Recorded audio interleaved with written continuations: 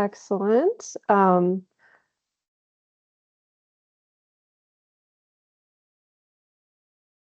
So welcome. My name is Rima Atung. I'm the primary contact for this application and the grant coordinator for the illegal marijuana market enforcement grants.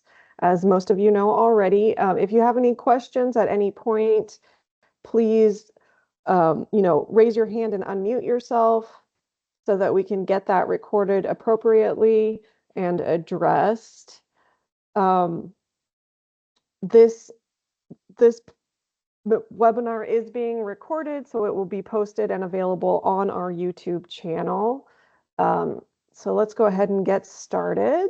So today we're going to talk about the timeline for the final application, do a walkthrough of the application, talk about funding requests and the budget projection sheet, and then have time for any questions. So what we won't talk about is individual feedback emails or any guidance on individual responses to the questions from the grant review committee. We're just talking about, in general, how to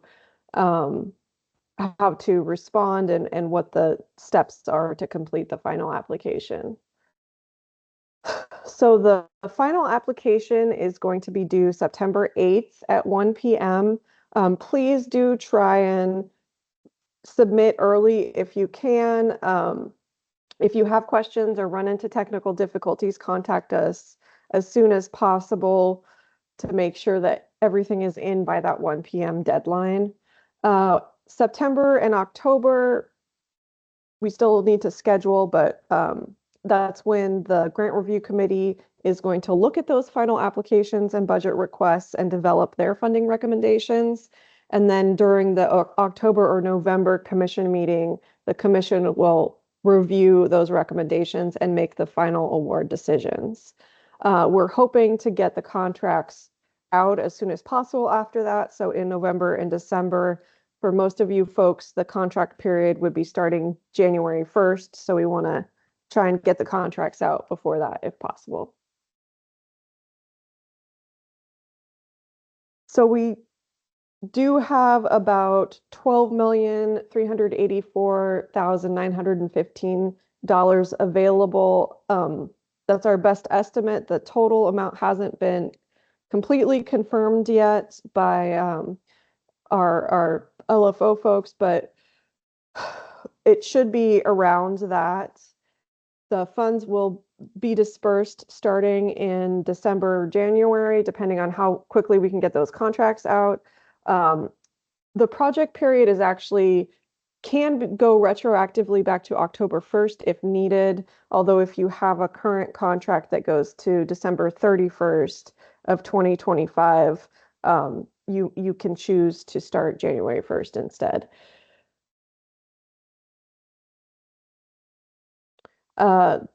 And just a note, we do have a regular appropriation of about $6 million per biennium for this grant, although we have in the past few years, as you can see from the total amount, gotten a little above that approved by legislature. Any questions or comments? That's mostly just a brief review of information that we went through in the last, preliminary application webinar. Any questions or comments at this point?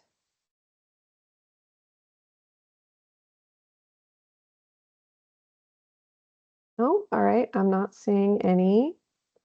So let's get into the final application. So congratulations on getting the narrative portion done. Luckily, all that preliminary application stuff is completed. The final application is a little bit shorter. So in that, we just need for you to submit responses to those questions about the preliminary application that you received in that email from the grant review committee, and then also your program budget worksheet, which we'll get into soon. The email that you got on August 8th, I believe it was, that included your instructions for the final application and your feedback from the grant review committee looked like this example here on the right. Um, Anything that comes under the statement, additionally, they provided specific feedback for your application. And then there was a list that included some bullet points for most folks. That is what we're referring to when we're saying feedback from the GRC, and that's what you would want to respond to in your final application. The grant review committee gave feedback in a number of scenarios. Mostly it was related to an applicant answering that they supported a commission or legislative preference, but they didn't provide information on how their program supported that preference, or something wasn't clear in their answer. A question wasn't completely answered, or maybe there was a discrepancy in information between answers in the application. So those were some circumstances where there may be feedback. So the final application is on SM Apply. Hopefully you're all familiar with logging into that and getting into the application now. Your previous tasks associated with your preliminary application should be checkmarked. The green check marks at the bottom are those tasks. You won't be able to edit those, but you can see them. And your new tasks associated with your final application are going to be listed under your tasks, and those are open and editable. And it's just those two sections, the feedback response and the budget projection sheet.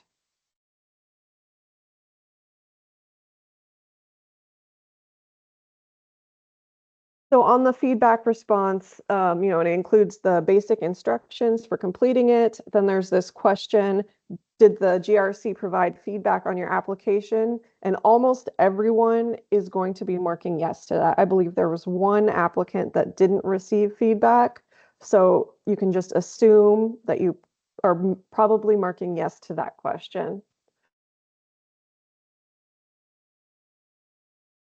And then on the left here, it shows the text boxes that are available when you hit yes.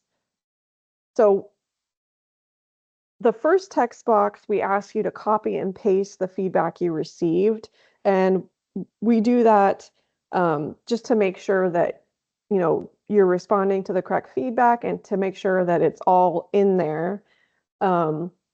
And then the second text box is where you would respond to that feedback.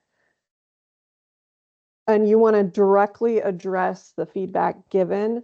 So we did include some examples of common GRC points of feedback and how you could respond to them. So for example, I think a lot of folks got feedback around providing measurable objectives that align with the program's desired outcomes. And really that was around the program's desired outcome statements were great, but they weren't necessarily linked to anything measurable.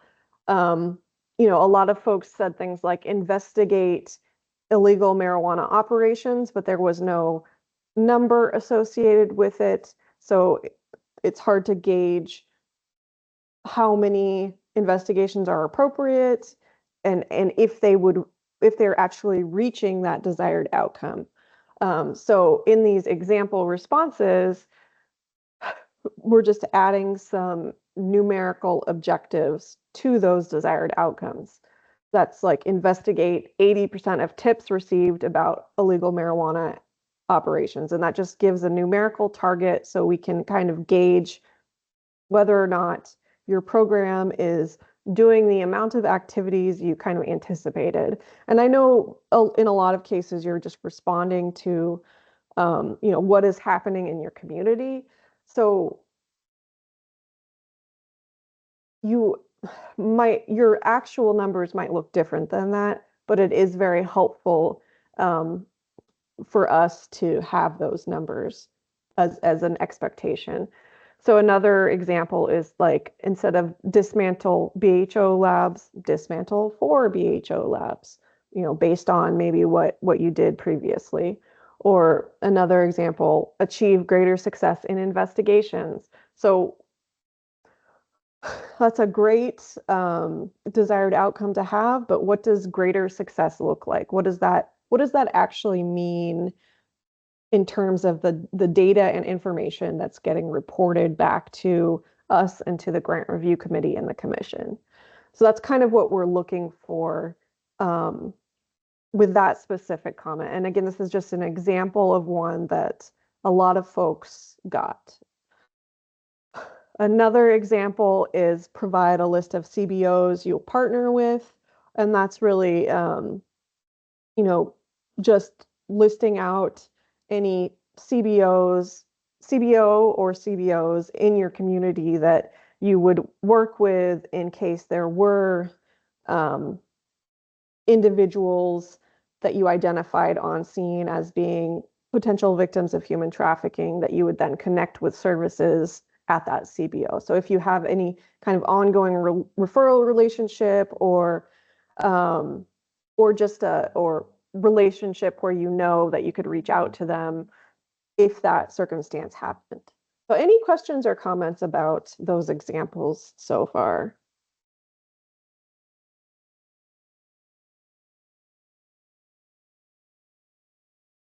Nope. All right. So we had a couple more examples related to the legislative and commission priorities, since folks got feedback on that as well. And really that feedback is related to so specific action steps or activities related to how your program supports that priority. For example, legislative priority 1 is addressing illegal marijuana cultivation or distribution in rural areas. So we got some really great responses about different types of crimes or activities that occur in rural areas specifically that are often associated with grows, or if there, might be specific operations that you do on a regular basis that are targeted to those grows that happen in rural areas, then that kind of speaks to the how you're supporting the priority rather than just, yes, we're supporting this priority. So that's kind of the information we're looking for there. Similarly, we have another example of commission priority number 3, and that's tracking outcomes. A lot of folks kind of listed out what data they have submitted to us previously. In addition to that,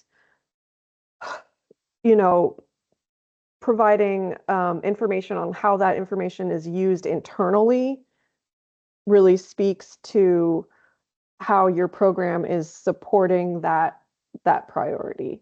So, here a potential response is like our program tracks these numbers of warrants served, arrests, prosecutions, successful convictions. We report that information to CJC. We also use that to adjust our program activities, just to show that information is actually being used to fully support that priority of tracking outcomes. And does anyone have any questions or comments about that information? Can I ask one question? Sorry. In this part here under the strategies, do you Yep. also want numbers here or only numbers in the other measurable part? Like, do you want us to say, make sure we're tracking at least, 90% and or just the strategy here? That's going to depend on your answer. I think if you included numbers in other areas, if you list what you're tracking and how you're using that information that you're tracking, you don't necessarily need to repeat those numbers again, if that makes sense. Thank you. Yeah, you're welcome. Any other questions or comments? Oh, all right. Thank you for that question. So that's the feedback section. Once you're done answering those questions, you do have the opportunity to upload any additional supporting documents. If the GRC requested something specifically, you can upload it there, or if you just have additional uploads that you didn't already share with your preliminary application that you want to include, you can upload them here. You don't have to re-upload supporting documents that you already uploaded with your preliminary application because we have them, so we don't need them again. It's just if there's anything new that you would like to include, please do so on that form. And then make sure you mark it as complete. The other section is the budget projection. So there are some changes and new instructions with this budget projection form. So I do kind of want to walk through that and just see if anybody has any questions. If you've already taken a look at it, you may have noticed that in addition to the budget projection sheet, which is the first tab, there's a second tab listed or labeled as priorities, and that has some additional information that we're requesting. And really what that is a place for you to identify the top 3 line items that you think are the most important to fund, and then identify any areas in your budget where you could potentially, sustain decreases in your budget, but still be able to operate. Just based on what we've seen with other grants, and we won't know until we get all the budgets in from applicants, where we are in terms of the total ask across all applicants versus the amount we have available. We won't know that until the final applications are in. But what we've seen from other grant programs is that the asks have been significantly higher. So we included kind of aggressive reductions for those 3 scenarios that we'll go through on that prioritization sheet. And again, that helps us kind of identify areas that are most important to keep your program running and areas where you can be a little leaner. If you run into a situation, we've already gotten questions on this, but if you run into a situation where those 30% or 45% cuts mean your program just couldn't operate, please write that on the form and let us know. So let's get into the form itself. And the form is available on that link. It's also available on the CJC website on the IMMEGP page. So hopefully all folks are able to access that. And if you have any trouble downloading it, you can always email us as well. So the first tab, the budget projection sheet tab, should look somewhat familiar, although we have been standardizing the forms across all grant programs, so things have kind of moved around a little bit, and some of the categories are a little different than in the last round and the budget forms that folks are currently using if you're a current grantee. So I just want to note that, for example, we used to have the contracted services was our second category on the form. We don't have that category name anymore. Instead, you would list it towards the bottom of the form. There's a category called direct services, which includes the types of expenses that used to be in that contracted services category. For example, if you contracted with a hauling service or with the paid some staffing for water masters or something like that, that used to be in that contracted services category, but now we would want to put it in direct services. So just read through, the form and what is included in each of the categories. And again, please reach out if you have any questions. Overall, always refer back to the grant administration guide if you have any initial questions about what's allowable and what's not. The form also includes, it's kind of small, but in the bottom right of the slide here, a section where you can put in a narrative for each budget line item. Please use that to just summarize very briefly, what the funding is supporting, how that line item ties back into the program overall, and if there are any calculations that you need to clarify or include because the automatic calculations in the form, don't quite fit how you calculated it, please include that calculation information in the narrative as well. I do also want to note that the form includes a lot of automatic calculations, and we ask that you don't make changes to those.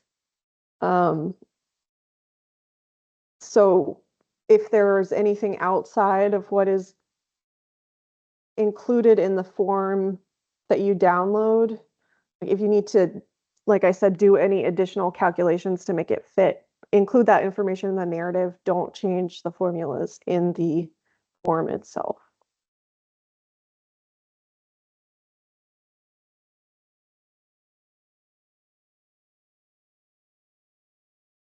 So the second tab, that prioritization sheet, on the top section of it, you want to list out your 3 highest priority line items and the amount that you're requesting for those.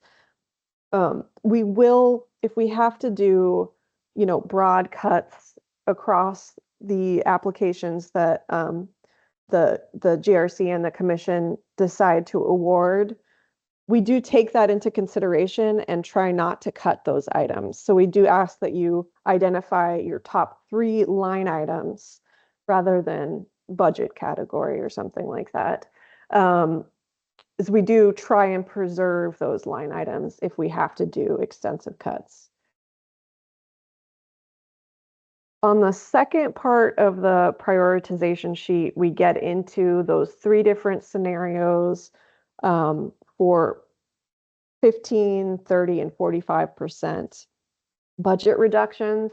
The first few boxes at the top should pull information from your first tab from the budget that you fill out.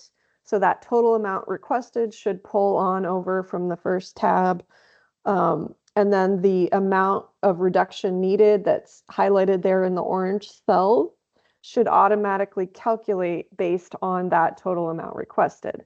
So what this means is, if you, in this example, the budget added up to $250,000, based on the automatic calculations, I would need to cut $37,575 to represent a 15% reduction. So my new budget total would be, that I would be asking for, would be $212,925. Does that make sense to folks so far? Okay. So we'll move down to the second part that ties into this. So in the second part, and I kind of truncated the table here so we could see all of it, but the second part is where you would fill out those scenarios and indicate to us where you could sustain those cuts if they had to be made. So in this example, there was 2 positions, some rent that was under housing and facilities, and a vehicle under, or actually 2 vehicles under equipment.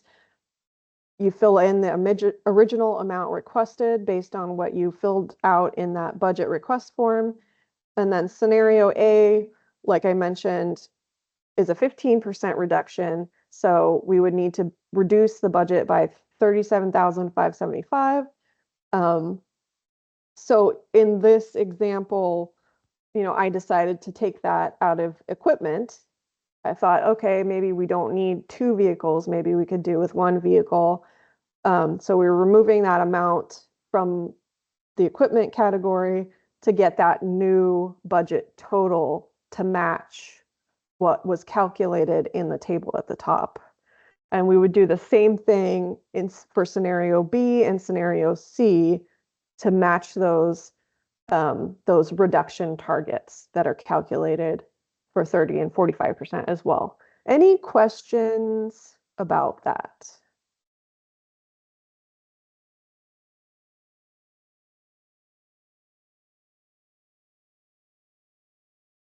And again, if you get to a point in scenario C, for example, 45% reduction, because you've just put forth a very lean budget to begin with, if your program is no longer sustainable at that point, please let us know.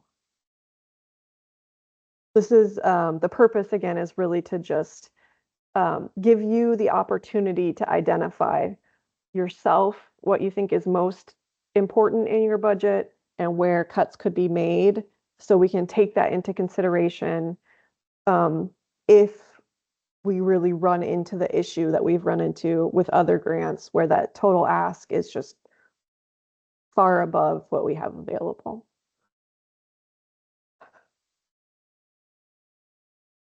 Any questions or comments about that? No? And feel free to reach out to me individually as well.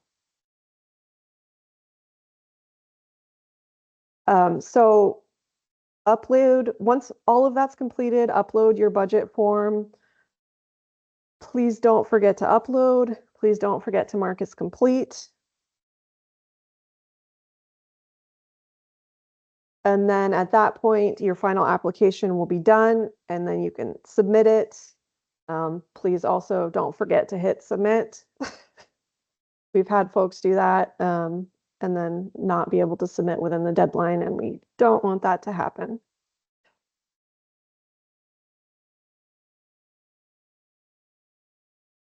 So the last slide here is just some of those resources that you should hopefully already be familiar with, like the administrative rules and grant administration guide. And here is our contact information in case you have any additional questions while you're completing the final application.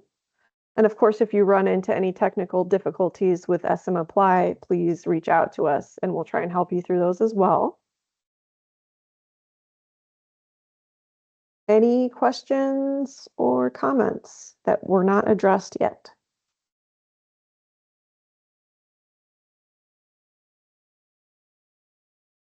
And we got a request to send out the PowerPoint. We'll absolutely do that, as well as a link to the recording that you can feel free to share with anyone else that needs to watch it. Anything else? Can I just ask one question for our community partners? Of Do you course. guys need us to have like an MOU in place, or just that we're reaching out to find out what kind of resources and that's who we'd use? Yes, that is sufficient. Okay, thank you. Yeah. And we went to the one that was in New Orleans that did the labor trafficking and human trafficking, and they have some resources, even though that one's not here locally in Oregon. Can we still use Mhm. that as one of our partners? Um, sure. I mean, if they're you can list them and what you use them for as a resource. You might want to also have a local partner if you have anyone locally that you would refer, uh, victims of human trafficking to if you came across them. But yeah, whoever you have that supports that aspect of your program, please Yeah, they have a include it. special, it was actually very wonderful. They have a special um, department that depending on what nationality a person might be, they will help you find local ones that meet that. So that's why we really like them as a resource, Got is it. they have so many extra things since they do it nationwide. Yeah, go ahead and just include that information. Thank you. Yeah. Any other questions? No. And again, I apologize for the miscommunication on the link there, and thank you guys so much for your patience and for um, bearing with us as we got through that. And we appreciate you participating in the webinar. And please reach out if you have any other questions or need assistance with anything. All right. Thank you guys so much. Have a great rest of your day. Thanks, Rima. Bye.